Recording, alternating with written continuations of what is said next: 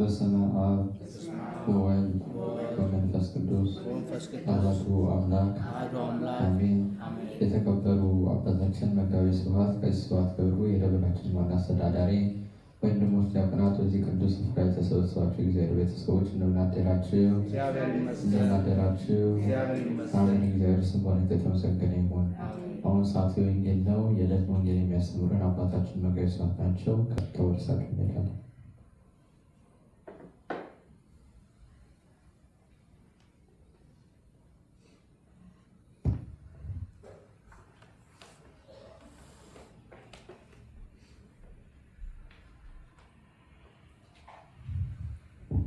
በስመ አብ ወወልድ ወመንፈስ ቅዱስ አሐዱ አምላክ ዘላለም ሥላሴ። ዲያቆናት ልጆቻችን፣ የተከበራችሁ የእግዚአብሔር ልጆች ሁላችሁም በእግዚአብሔር ስም ሰላም እላችኋለሁ። እንዴት ያላችሁ?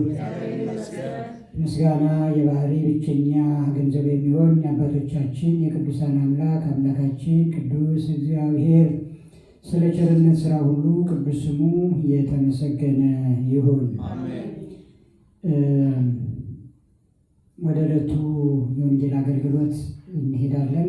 በቀጥታ ልባችንን ወደ ወንጌል እንሰብስብ። ትንሽ ደቂቃ ናት የወንጌል ጊዜ የሚኖረን። በዚች በትንሿ ደቂቃ ፍጹም መነቃቃትን እግዚአብሔር ከኛ ይፈልጋል፣ ይጠብቃልን። ይሰማችኋል? ይሰማችኋል? ለወንጌልና ለዝማሬ የምንሰጠው ጊዜ ከቅዳሴው ጊዜ በጣም ያነሰ ነው። ቅዳሴ አምልኮት ነው። ወንጌል ደግሞ የቅዳሴ ግብአት ነው። ዝማሬ የቅዳሴው አካል ነው። ወንጌል ቅዳሴውንና ዝማሬውን እንድናውቀው የተዘጋጀ ነው። የወንጌል አገልግሎት አይቀጥልም፣ የሆነ ሰዓት ላይ ይቆማል። ይሰማችኋል? ይሰማችኋል? የወንጌል አገልግሎት አይቀጥልም፣ የሆነ ሰዓት ላይ ይቆማል። ከዚያ በኋላ ወንጌል መስበክ የለም፣ ይቀራል። ወንጌል መስበክም ወንጌል መሰበክም የሆነ ጊዜ ድረስ ነው።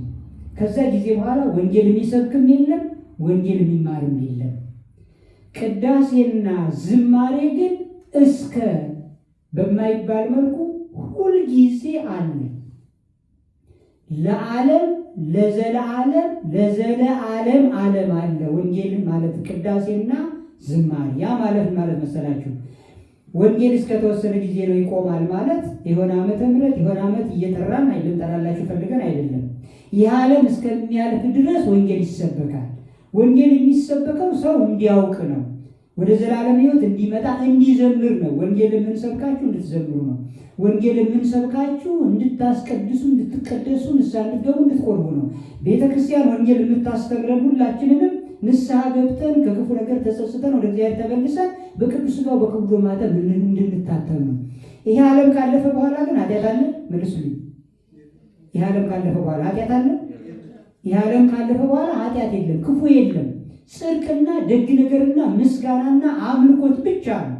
ይህ ዓለም ካለፈ በኋላ አሕዛብ የሉም፣ ኢአማንያን የሉም፣ ቤተክርስቲያን ዛሬ የሚያሳድዷት የሉም፣ ክርስቲያኖችን ዛሬ መቆሚያ መቀመጫ የሚያሰጣቸው የሉም። ይህ ዓለም ካለፈ በኋላ ያሉት ሁለት ትውልዶች ናቸው የሚኖሩት። እነሱም ኃጥአንና ጻድቃን። ኃጥአን ተፈርዶባቸው ደግመው ኃጢአት መስራት አይችሉም። አመፀኞች ደግሞ ማመፅ አይችሉም። ይቆለፋል፣ ይዘጋል፣ ማህተሙ ይታተማል። የጽድቅም ስራ ከዚያ በኋላ ማህተሙ ይታተማል። ጽድቁ ለዘላለም ተጠብቆ የቀደመው ጽድቅ ብቻ ይቀጥላል። ስለዚህ ይህ ስለሚሆን ጊዜውን በአግባቡ መጠቀም፣ ሀሳብን መሰብሰብ አግባብ ነው። አንድ ምሳሌ ብቻ ልንገራችሁና ወደ አጭር አገልግሎት አልፋለሁ። ገበያ የሚወጣ አንድ ሰው ሊገዛ ያሰበውን ነገር ሳይገዛ ቢመለስ ጊዜውን ያባክናል፣ ጉልበቱን ያደክማል፣ በቤቱ በኢኮኖሚው በሕይወቱ ላይ ትልቅ ጉድለት ያመጣል። ምክንያቱም የሚገዛውን ነገር ለቤቱ የሚጠቅም ስለሆነ ሌላ ጉዳት ይጨምራል፣ ጥቅምን ያጣል ማለት ነው። ቤተክርስቲያንም ስንመጣ እንዲህ ላሉት መንፈሳዊ አገልግሎቶች ራሳችንን ካልሰጠን ድካም ብቻ እንዳይሆንብን መጠንቀቅ ያስፈልጋል። ስለዚህ ይህን እንድናደርግ እግዚአብሔር ይርዳን። የዛሬውም የወንጌል አገልግሎት ርዕሱም በዓሉም ሁሉም ከዚሁ ጋር አብሮ ይሄዳል። ይኸው ምን ይላል መሰላችሁ? ይሰምር እግዚአብሔር ይላል። መዝሙር 146 ቁጥር 11 ላይ ያለ ኃይለ ቃል እስቲ በሉልኝ። ይሰምር እግዚአብሔር እግዚአብሔር ደስ ይለዋል፣ ትሕትናን ይቀበላል፣ በጎ አምልኮትን ይቀበላል ነው ያለው ዳዊት። ከላይ መነሻው ዲያቆናቱ የዘመሩልን ምስባክ ነው፣ የሰበኩልን ምስባክ ነው። የዐርግ ደመናተ እማጽናፈ ምድር ወገብረ መብረቀ ለጊዜ ያርግ ማለት ማነው? ዘይገለብ ሁለቱም የክረምት ነው። ሁለቱም ለዚህ ወቅት ለዚህ ክረምት ወቅት ስለሚሆን ነው። እና ዘይገለብቦ ለሰማይ በደመና ወያስተዴሉ ክረምተ ለምድር ዘያበቁል ሳይረ ውስተ አድባር ነው። ይህም ዘይገለብቦ ለሰማይ በደመና ደመናውን ማለት ሰማዩን በደመና ያስጊጠዋል፣ ያስበዋል፣ ያናውጠዋል፣ ያበጃጀዋል፣ ይሰራዋል፣ ያሳይበታል፣ ይለቅበታል። ወያስተዴሉ ክረምተ ለምድር ለምድር ደግሞ ልምላሜን፣ ክረምትን፣ ዝናብን፣ ጠልን፣ በረከትን ይሰጣል። ዘያበቁል ሳይረ ለእንስሳ ዘያበቁል ሳይረ ውስተ አድባር በተራራው ላይ በተራራዎቹም ላይ ለእንስሳ ሳርን ያበቅላል። ውሃምን ማለ ለቅኔ ባለሙያው እያለም ይቀጥላል።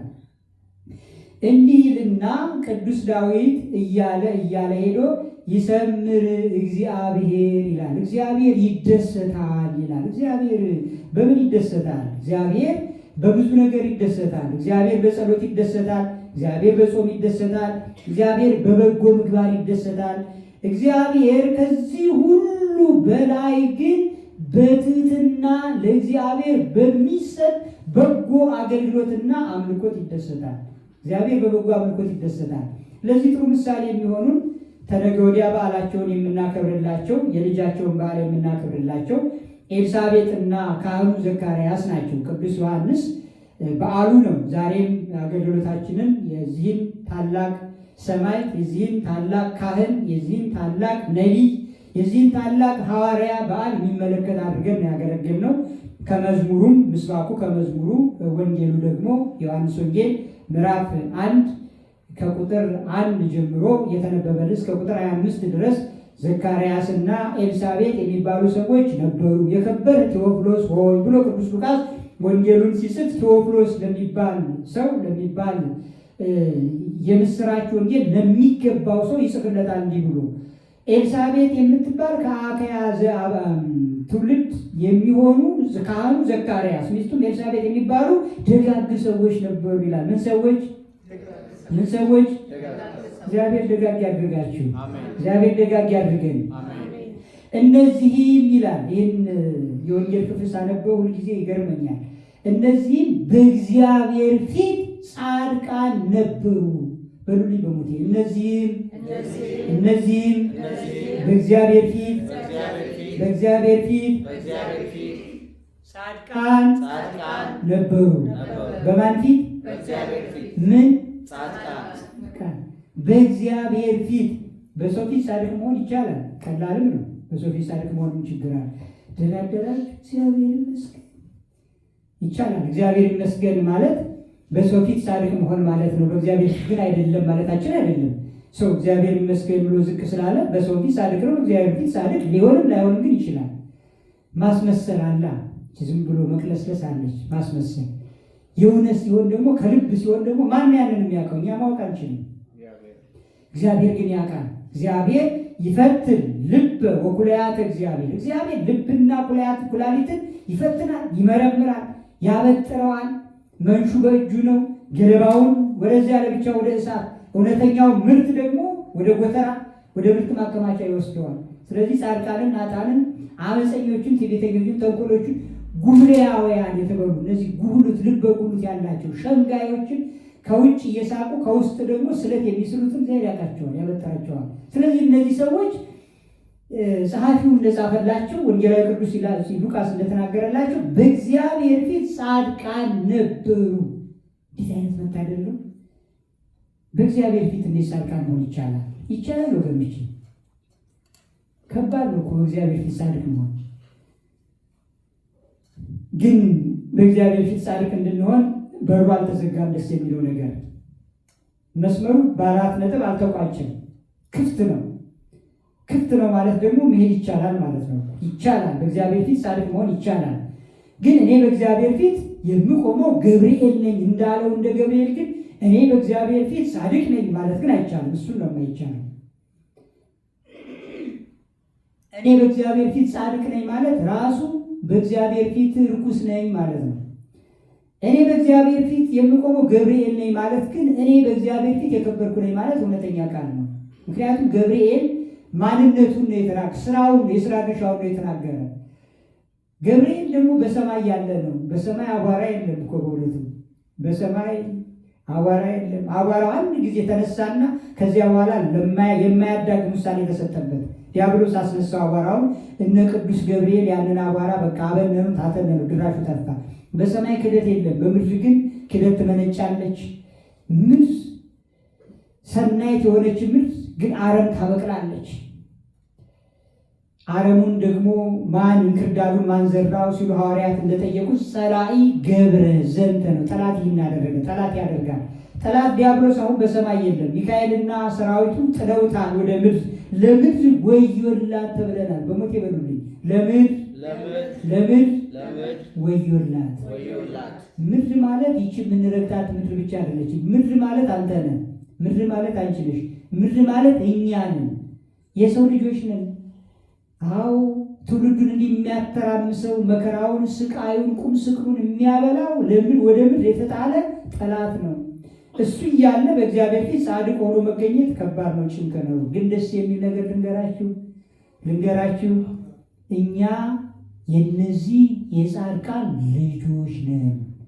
ልጅ ደግሞ ወራሽ ነው፣ የሀብት ወራሽ ነው፣ የስም ወራሽ ነው፣ የገንዘብ የንብረት ወራሽ ነው፣ ባለመብት ነው። በቅዱሳን በሀገራቸው ወይም በቅዱሳን ወይም ከቅዱሳን ሀገር ከቅዱሳን ንብረት ያለን ነን እንጂ ነግድ አይደለንም፣ እንግዶች አይደለንም። ስለዚህ የቅዱሳን ልጆች ስለሆን የነሱ በረከት እንደሚያገኘን እኛ በራሳችን እንደነሱ የመሆን እንኳን ጸጋ የመሆን ኃይሉን ብናጣ በእነሱ ስንማፀን እነሱን የሙጥኝ ስንል አናፍርምና እግዚአብሔር በደጋጎቹ ደስ ይለዋል፣ በከበሩት በቅዱሳኑ ደስ እንደሚለው እኛ የእነሱን ያህል ክብር የእነሱን ያህል ደግሞ በጎ ስራ ባይኖረንም እነሱን ተጠግተን እነሱን ተማጽነን ግን ወደ በጎ ስራ እንድንሸጋገር በጎን ስራ ለመስራት እንድንለማመድ እንድንጀምረው እግዚአብሔር ይርዳን። ከቅዱስ ዮሐንስ ጌታን ካጠመቀ ከእናቱ ከቅድስት ኤልሳቤጥ ከካህኑ ከዘካርያስ ቸሩ እግዚአብሔር በረከት ረድኤት ያሳትፈን። ስብሐት ለእግዚአብሔር ወለወላዲቱ ድንግል ወለመስቀሉ ክቡር። ይቆየን። አሜን። የሕይወትን ቃል ቸሩ እግዚአብሔር ለሁላችንም ያሰማን።